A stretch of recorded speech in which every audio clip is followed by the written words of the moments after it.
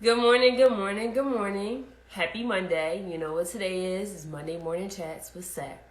And Sack is me. I hope that you guys had a great weekend.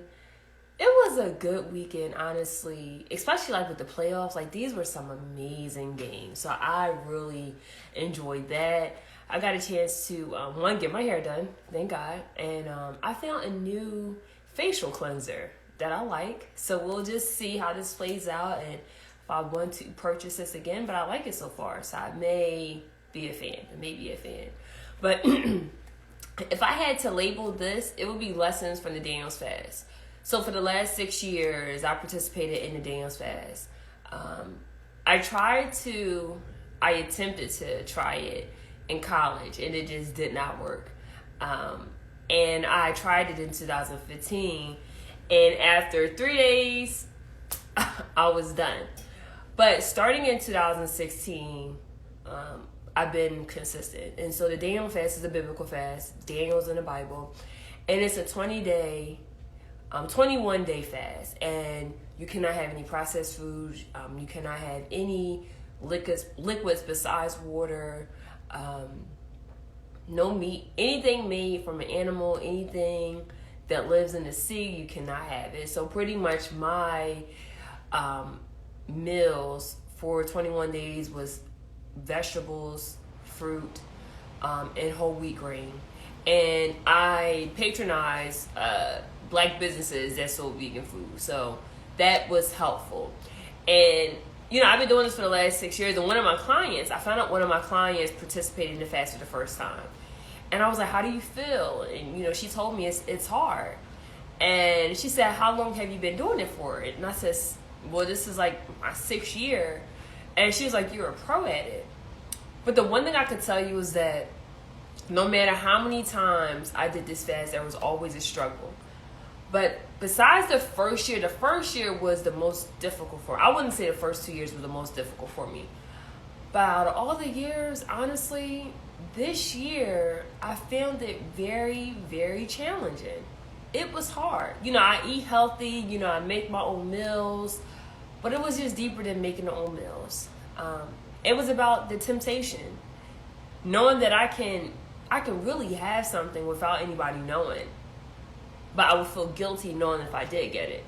And the temptation that I had was food. So during Christmas, I had pretty much like New Year's Eve, I had like my last supper. And then moving forward, I pretty much went into the Daniel's fast. And it was temptation because I live in Baltimore City. I'm surrounded by crab shacks. And I wanted to get crabs. I wanted to get a crab cake. Like, that was something I was I really wanted it. And when I'm at work and I'm walking down the main street, there's so many places for me to go. And it's food that I want, but I don't need it, right?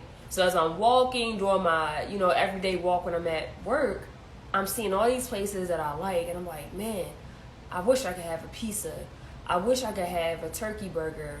I wish I could have this. I wish I could have that. And I realized those are the things that I want. Those aren't the things that I need. And when I look at the fast, I mean the things that I really need, like all the nutritions, the fruits, the vegetables, water. You need water. And throughout this fast, when I think about the temptation, how I want to get those type of foods, and I push back and say, no, I can't have it, this fast will be over soon. And so when I think about the things that I want, but knowing that I can't have them, it allowed me to start going down memory lane. I just started thinking about all the things that happened in my life. Some good times, some bad times. I thought about all the transitions, all the changes that happened in my life within the last 5 years. And believe it or not, this August will mark 10 years that I lived in Maryland. Crazy, right? Went by extremely fast.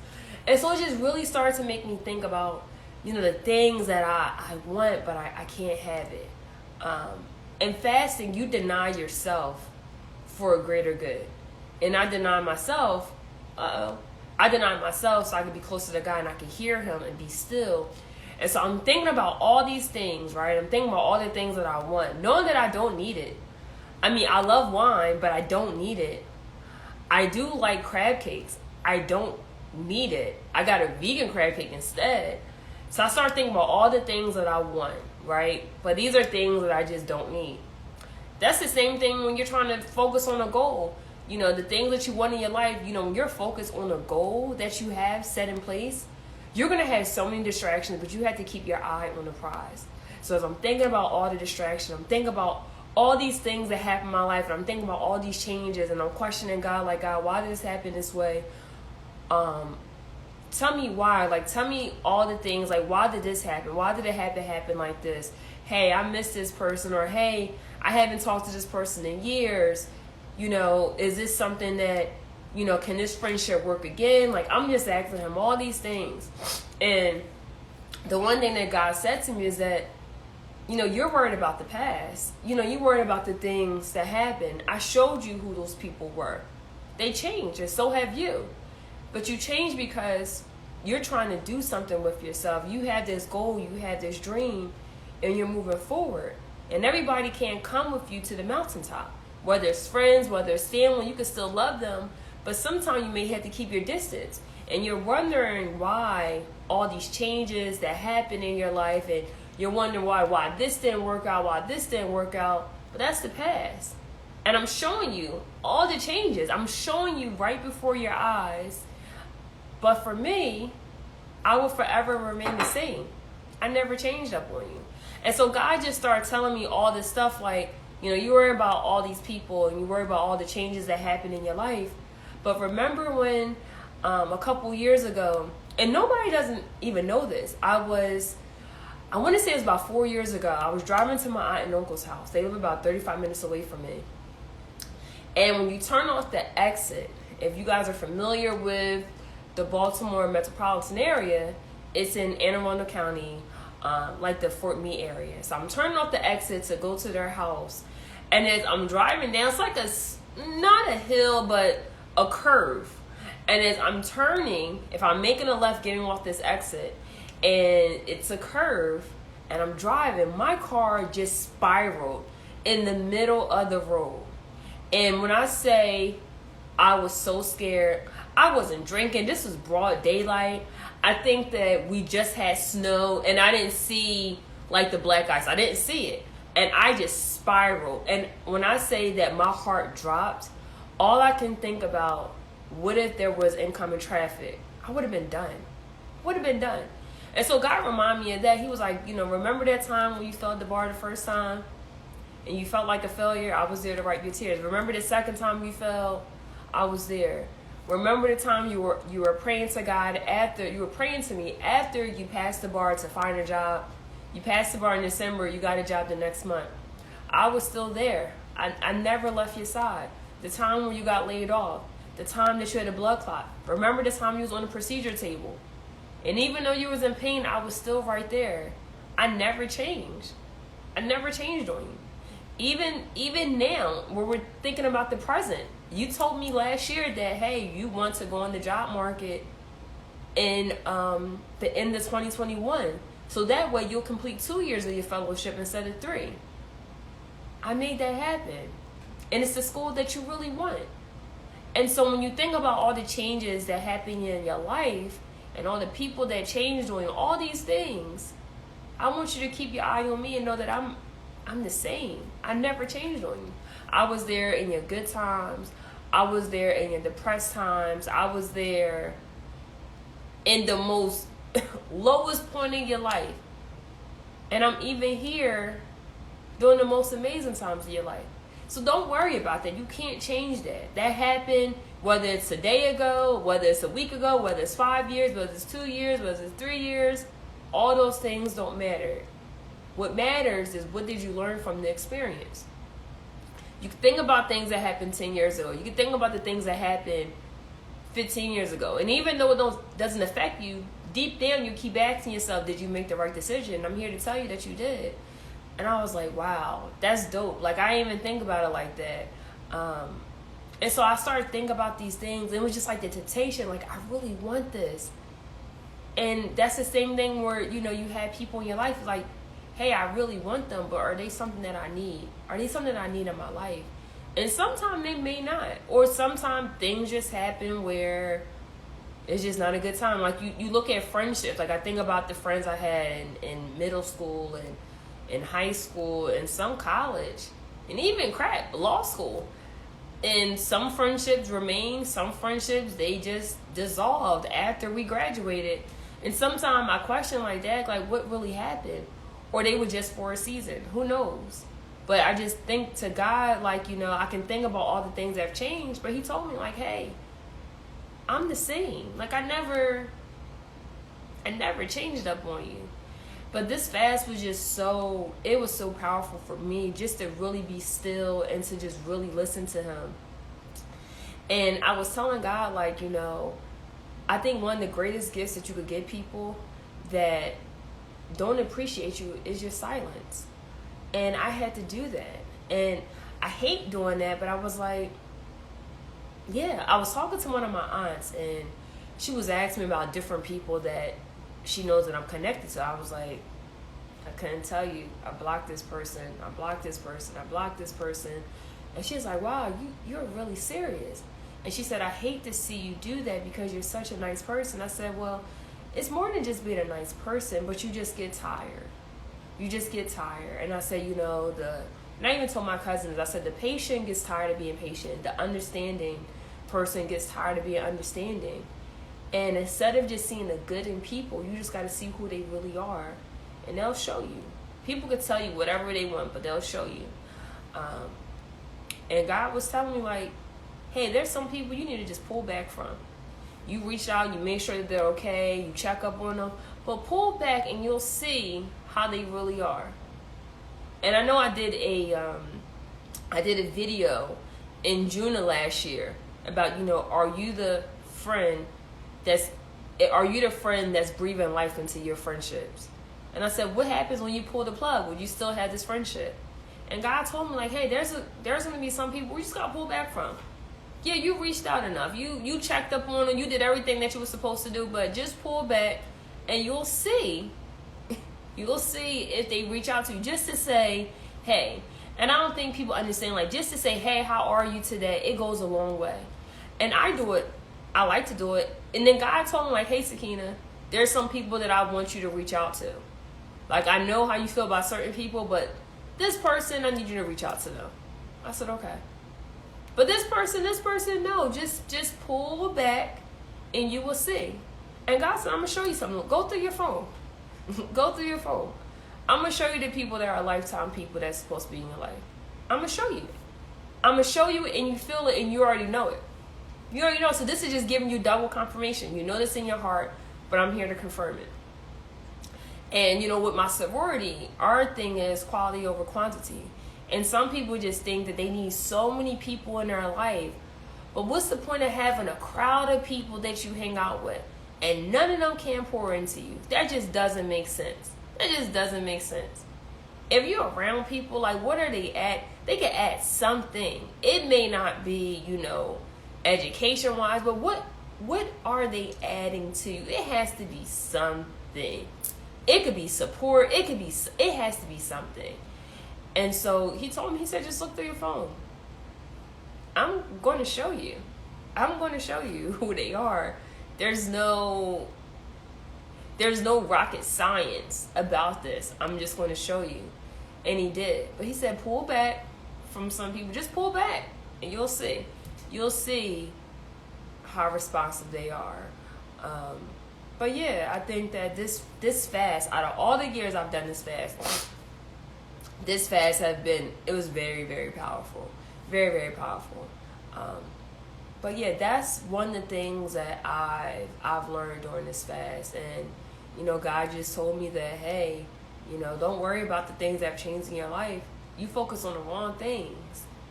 Change has to happen. And the one thing I've learned about change, some people don't like change because it's different and they want things to be familiar. And me too. I can say that there's some times where I just don't like change. And I think one of the reasons is because when I was younger, I moved around. I had to make new friends. And me and my cousin, we had to talk about this. She was a military brat. And she was like, I don't think people understand what it does to a child when you have to move every 4 years. it's hard to build trust with people. You know that you're coming to a place knowing that you will not be there forever. She's like, just imagine, you're going to this school, you're living in this neighborhood, you know that within 3 years or 4 years, you have to move. So it's hard to develop friendships where you're like, I have to leave soon. Like, you can have friends and you just leave. And that's how it was for me. When I was in high school, I went to 3 different high schools in 3 different states. And I just made a vow to myself when I further my education that I'm going to stay there. When I was in law school, I had the opportunity to transfer to a better school. And I just said, hey, I don't want to do this all over again. I made my connections here. I'm going to just make the best out of it. Make the best out of it. But change is not always a bad thing. It could be a great thing. You just have to be open to it. And just don't think about the bad things. Think about what's the worst that can happen. But I know that great things can happen from this experience. So look at change as a good way. Look at change as growth. I knew that when I graduated from college, I knew that I never wanted to move back to Philly again. Until this day, people that I grew up with will ask me, like, would you ever move back to Philly? No, I don't want to move back. I love home. I do. I love home. I'm always repping, but I don't want to move back. I enjoyed the experiences that I had there, but I want something different. Yes, I'm in a new city. A smaller city than Philadelphia. And Baltimore is not the best city, but it's a different experience. If you go to DC, even though it's not that far from Philly, it is a different experience. And I enjoy it. I like it here. I guess I can call myself a Marylander, I guess. I don't know. Considering that I've been here almost 10 years. I don't know. But that's not somewhere that I want to go. So God just was showing me all these things and just said, hey, you're going up, but the changes were needed. And I was like, damn, okay. So yeah, that was my Daniel's fast experience. And if you never did the Daniel's fast, I challenge you to do it 1 year. You may lose some weight. You may be fatigued in the beginning because it's new, right? It's something that you probably never experienced before. And so with fasting, it comes with prayer. I did a Bible plan. I always read my Bible, but I also journal, right? I wrote in my journal and just talked about my experiences or what I wanted God to do. And now it's a matter of, now that I did that fast, I'm always thinking about, okay, what ways can I be better? And the fast, I had to stop eating certain things, but I could continue some of those patterns. And I did that last year. And then I got caught up in the summer and just eating whatever I want. But now it's a matter of the practices that I've done in the Daniel's fast. I'm just going to practice that now that I'm not doing that. One of the things is drinking more water. So I'm going to do that. The next thing is I see people talking about, like on social media, about this whole thing about being healed. And I think it's so important, especially like when I talk about that in therapy. And so my Bible study, it kicks off next month. And so the theme that I'm going to have for my Bible study group, it's called a small group. And the theme of it is that I want to be healed. I want to be healed. And I see this term all the time. And so what I'm going to do for this series is just really break down what does healed mean in the Bible. And sometimes I'll play like secular music and I'll break down the lyrics and try to explain it as it relates to scripture. I'll say, well, what does this mean? Let's listen to this song. Or it could be a gospel song. But some secular songs I will use and play it in my Bible study. It may be the title that fits the title of my theme, or maybe the title that fits like this particular session. But I want to be healed. I see this all the time. Like, this is a new year and people have these New Year's resolutions, and some people are like, hey, I'm just working on myself. I want to be a better person. I want to be healed. But what does I want to be healed mean to you? I think that term could be subjective. You know, people may focus on one thing and say, hey, if I focus on this, I'm considered healed. But it may be deeper than that. And so we're going to talk about these things. And I would just say, be mindful of what you hear on social media about being healed, what it means to be soft, and Because everybody has their own interpretation. I think it is subjective, and you have to figure out what works best for you. If you're trying to be healed, your healing may be different than somebody else's. Healing is not something that just happens overnight. It's a process. It's messy. It's nasty. And also, it's a good thing. But just focus on what does it mean to you. Because I just see so many people write things and it's just, okay, where are they getting this from? I just want to know. Especially if they're not a therapist, like where are they getting this from? And so my Bible study would just really talk about what I want to be healed and what does healed mean according to scripture. And what can we do? Like every year I hear people saying that they want to strive to be a better person. And the thing that I think about is when I hear people say that, well, who's around you? Because you are who you hang with. And so the good thing about the fast, I'll be honest, I didn't hang with nobody. Like I went out one time, I met up with a friend, we went out to dinner, and I ordered vegan stuff. I ordered an Impossible Burger. But other than that, God just made me just stay by myself. I went to like the mall, got my hair done, went to the nail salon. But I didn't hang out with nobody. I was just really focused, really focused on the things that I wanted. So to my friends that's watching, if you think I was MIA, I promise you that was not my intention. But God just made me just sit still. And then it was a playoff. So Sunday, don't ask me to go out unless we're going out to watch the game. We're not hanging out. We're not chit-chatting. I am watching the game, the football games to be exact, throughout the entire day. Yes, my team is out in the playoffs, but I watch the football games. That is my Sunday. Church and football. I tell my students the exact same thing. Like, listen, if you email me on a Sunday, I'm not answering because I'm looking at football. And even if the games are not on, I'll probably look at ESPN to see what is going on. That is my thing.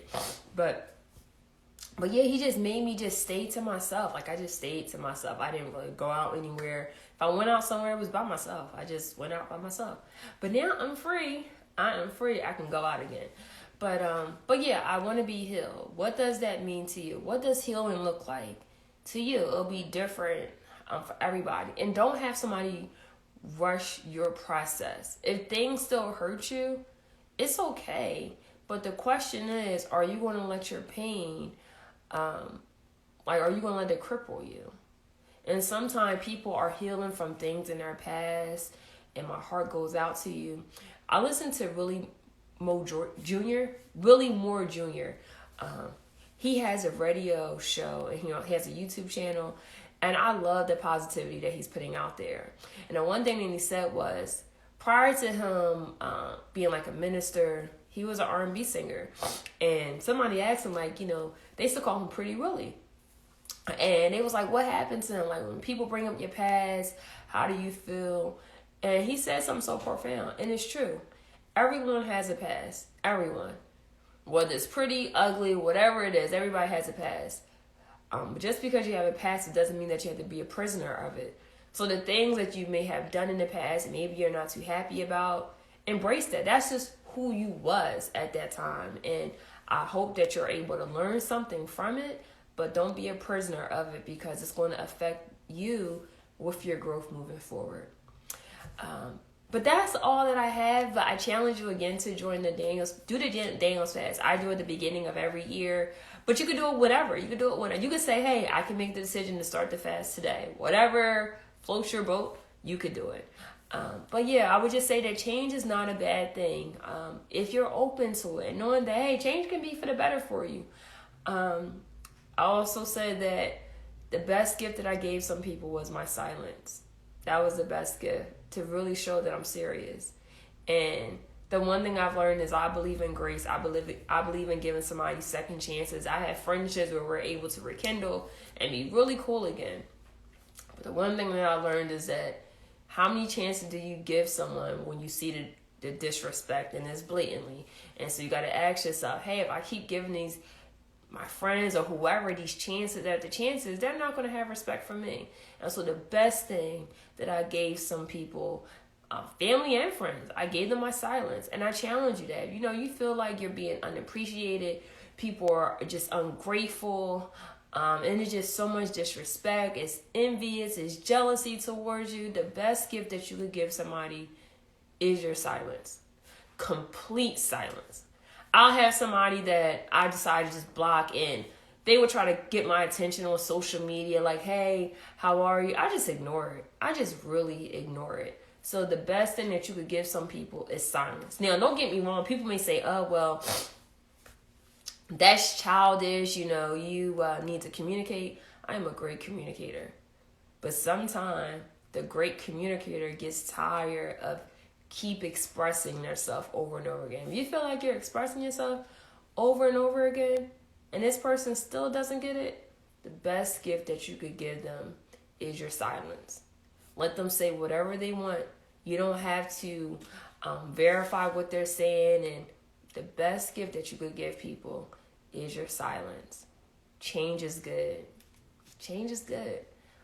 God really revealed to me a lot of things this fast.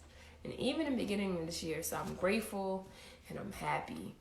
But that's all I have. So I hope that I was able to help you. And just know that you're great and you're amazing. And if you're going through something and you just feel like you can't talk to somebody about it, like, I pray that things get better for you. And I pray that you have the strength to talk to somebody, because that's hard. When you're going through something, you want to share it with somebody. Just get it off your chest. And I pray that you find somebody that you trust. I pray that you find somebody that you can confide in and really let those feelings out, because you just don't want to have all these feelings just all within you. You just got to let it out. You have to release. You have to release. So it is Monday. So I'd like to give a shout out to all the dope men out there. You are amazing. You are great. And then again, when I was looking at the really more junior show, the one thing that he said, and it was shocking. I'm going to start asking some of my male friends. He said, men know how to do two things. Know how to be happy and know how to be strong. And so, know how to be happy and know how to be tough. Those are the two things they know how to do. So when it comes to processing their feelings, that may be difficult. So sometimes I may hear people say, well, he needs to be emotional available. Maybe doesn't know how to be. I don't know. I'm not a man. But I will say this to all the men that is watching this, that you are amazing. You are great. Your feelings are valid. If you're crying, you need to shed a tear. That's absolutely okay. It doesn't make you less of a man. Like, you have feelings. Like, I told somebody years ago, like, as a child, like, I never saw my dad cry. And so I didn't know. Like, I didn't think men were always tougher. So I never saw that soft side. Like, I didn't see it until one day I saw my dad cry for the first time. And this is when my aunt was sick. My dad's sister, one of my favorite aunts, she died from AIDS. And I remember when I was at his house, she cried and said, I don't want to die. And my dad got on the floor with her and they just broke down crying. That's the first time I saw my dad cry. Even when my grandma died, I didn't really see him cry. Like, he didn't cry in front of us. And from that moment, I was like, wow, like, this hurts him. So it's okay to be hurt. It's okay to have these feelings. It's okay to say something bothers you. Like, you're a human being. Like, you're a man, but you're a human being. Like, you may be stressed. You may be depressed. Like, that's okay. And I just pray that you find a space. People say, you know, I want this to be a safe space. But what is safe space? What does that mean? It may be different for anybody that's watching this, but I hope that you have a safe space. And here's what I mean by safe space. Somewhere that you could just be yourself. Somewhere where you could be comfortable. Whether it is around a person, whether it's a place where you could just let everything down and you could be whoever your name is, okay? You don't have to be like this strong person. You could take all the armor off, put it to the side, and just say, I just want to be me. So if you're a man out there, I just hope that you find a place where you feel okay. I hope that you find a place where you feel safe. I hope that you find a place where you're like, hey, I feel okay. And if I cry, no one's not going to look at me and say, hey, that's a man that's crying. Why is he crying? But instead, they're going to say, hey, he's a human being and he has feelings. And so I just hope that you find that space, whatever it may look like, whatever it may be.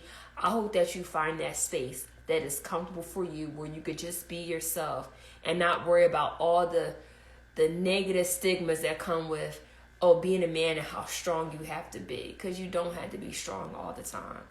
I hope that everyone is watching this, I hope that you have an amazing day. I just hope that you just never forget how amazing you are. And I know I say this all the time, but I just want to say this as a weekly reminder that you are amazing, you are great, you are phenomenal. And sometimes people don't believe that. So if this is your first time hearing it, let me say it again. You are amazing, you are great, you are phenomenal, you can accomplish whatever you want in your life. I just hope and pray that you really believe that you are something. I hope and pray that you believe that everything that you want in your life, you can really get it. I hope and pray that you realize that you are, if you're a woman, that you're beautiful. There's no one like you. You are one of a kind. If you're a man, I hope that you realize, like, hey, you are handsome, you are great, you have it going on. I just hope that you really had those words deep within your soul and just know that. So whenever someone has something to say, you already know who you are because you believe in yourself and you love yourself. But yeah, that's all I have. I need to get ready for work, eat my plain oatmeal, and start my day. But yeah, just never forget how great you are. And tell your friend to tell a friend that I have a YouTube channel. All my videos from Monday Morning Chats with Sack are posted there. And so that way, if they don't follow me on social media, they're able to find my YouTube channel. And hopefully I can bless them and encourage them to just never forget who they are. Never forget never fall short of their dreams. And just never forget that they are great and they can just accomplish anything. That's all I have. Take care. Oh, and lastly, my skin looks pretty soft, right? It looks pretty clear. Shout out to my new cleanser at Ulta. I forgot the name of it, but next time I'm going to tell you guys what it is. But I love my new cleanser. It's dope. Take care, guys, and have a great day. Have a great week. Bye.